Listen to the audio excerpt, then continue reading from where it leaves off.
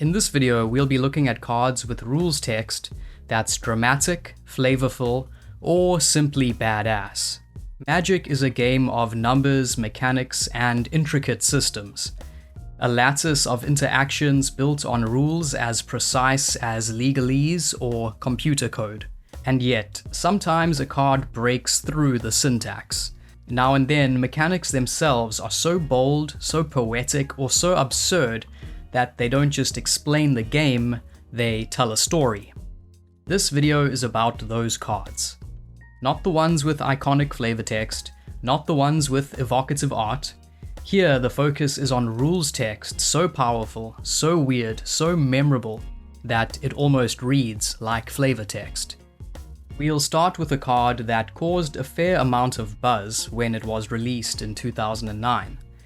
Obsidian Fireheart reads, pay 1 and 2 red, put a blaze counter on target land without a blaze counter on it.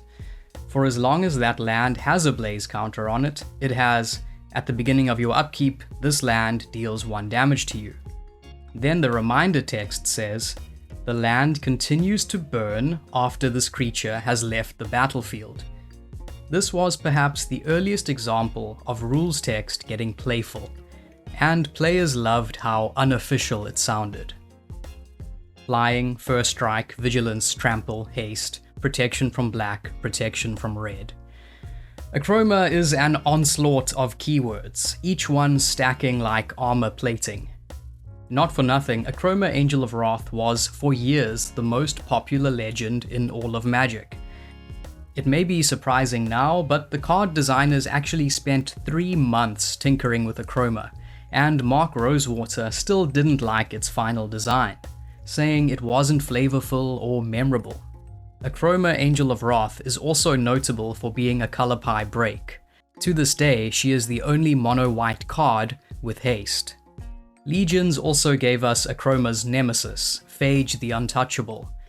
Faegee represented the merging of 2 ideas that had been rattling around Magic for a long time.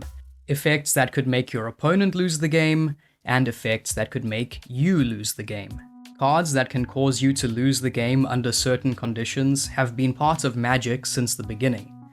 Lich, from Alpha, made you lose if it was ever destroyed. Mirage added 2 more such cards, including Forbidden Crypt, which transferred the lose if you can't draw clause from your deck to your graveyard.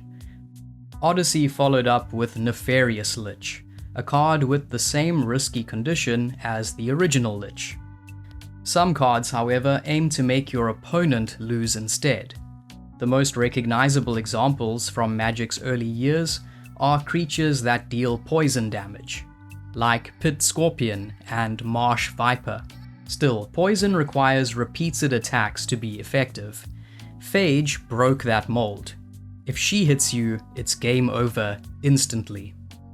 No other card had ever delivered such a direct, singular knockout before, while also representing existential risk to its controller if handled improperly. You can't lose the game, and your opponents can't win the game.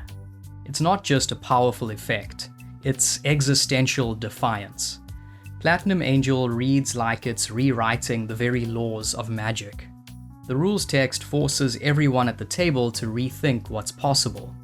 You can be at negative life, decked out, and doomed, and yet still alive.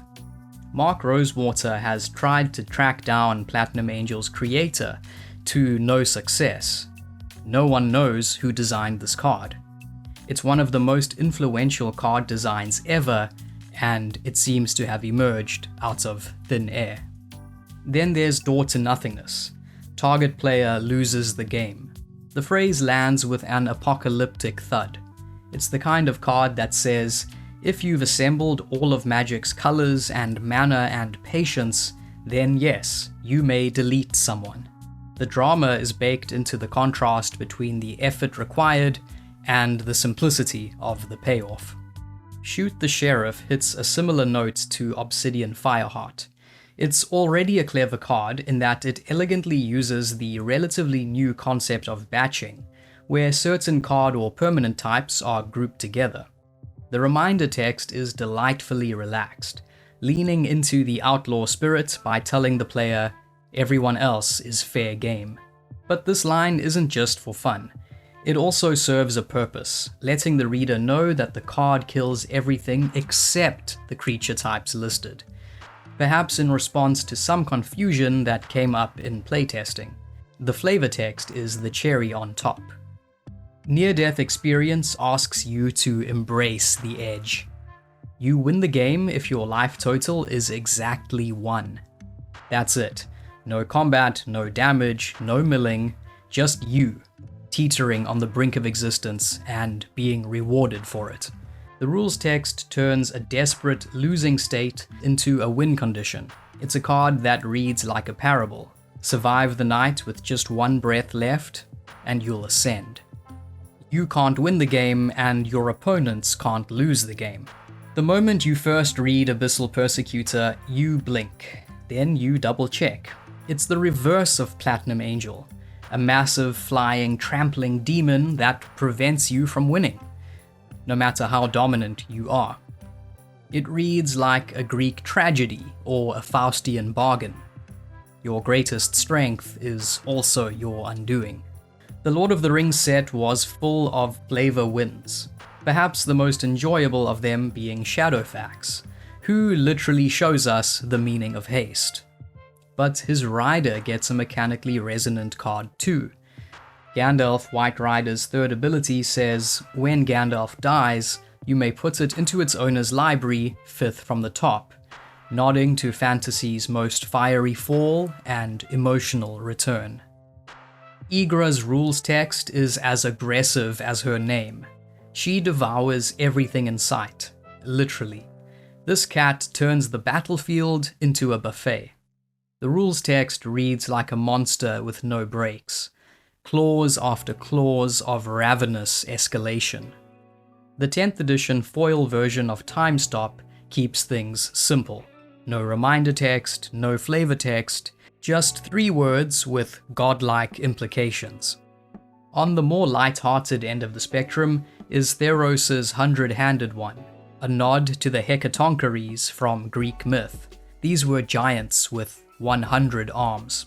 With monstrosity activated, 100-handed one can block an additional 99 creatures each combat. It's hilariously literal. You can practically feel the designers grinning as they made this card, knowing it's both mechanically sound and visually absurd. Cascade, cascade, cascade, cascade. Apex Devastator's rules text is just 1 keyword repeated 4 times. It's so over the top it loops back into brilliance. This creature doesn't describe a strategy, it promises chaos. It reads like the game equivalent of mashing the controller buttons. Why cast 1 spell when you can cascade into a cascade of cascades? boldw Intimidator says, cowards can't block warriors, then has the power to turn creatures into either. It's a declaration straight out of a fantasy tavern brawl. The card gives you social manipulation as a game mechanic. It sounds like a joke, but it plays like a bar fight. There's so much drama built right into this card's first phrase.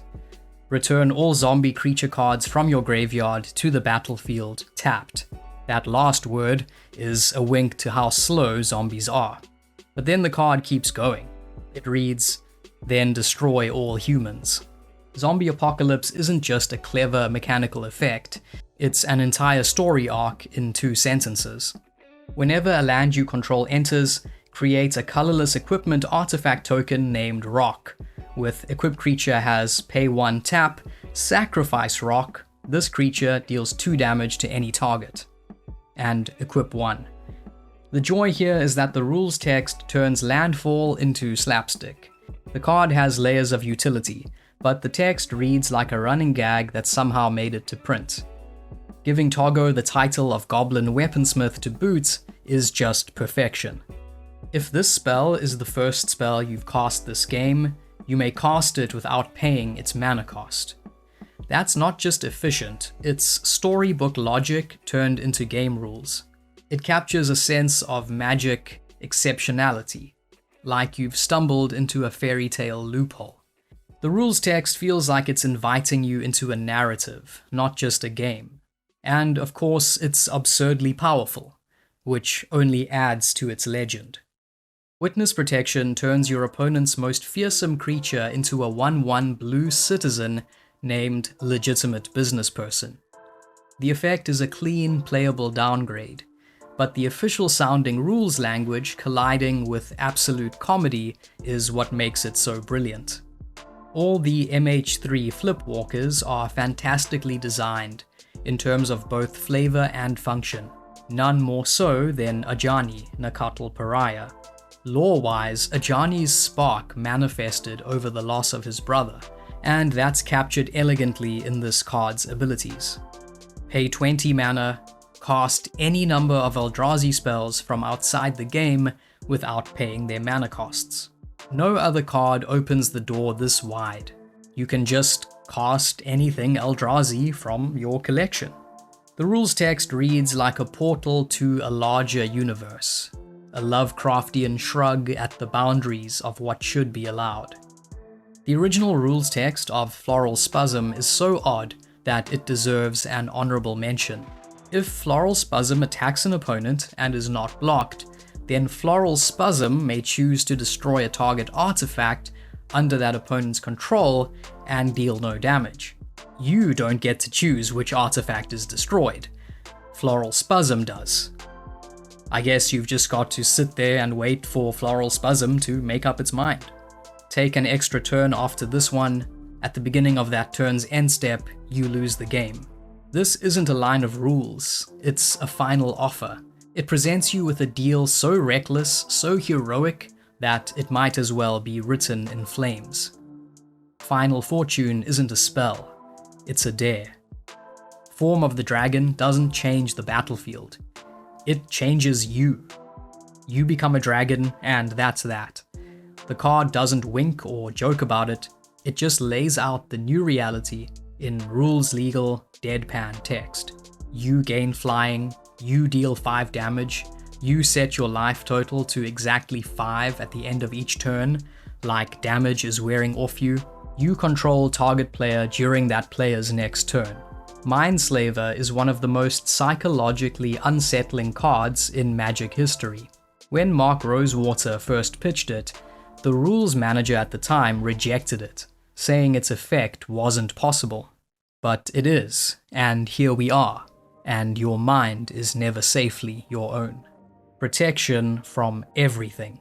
In the long and winding history of Magic templating, no other phrase so perfectly blends mythic simplicity with total absurdity. It's a 3-word flex of both design authority and drama. That's not just memorable rules text, that's a full-on declaration of divine status. No card has rules text more epic. If you enjoyed this video, please like, subscribe, and consider joining my Patreon. As always, thanks for watching, and I will see you next time.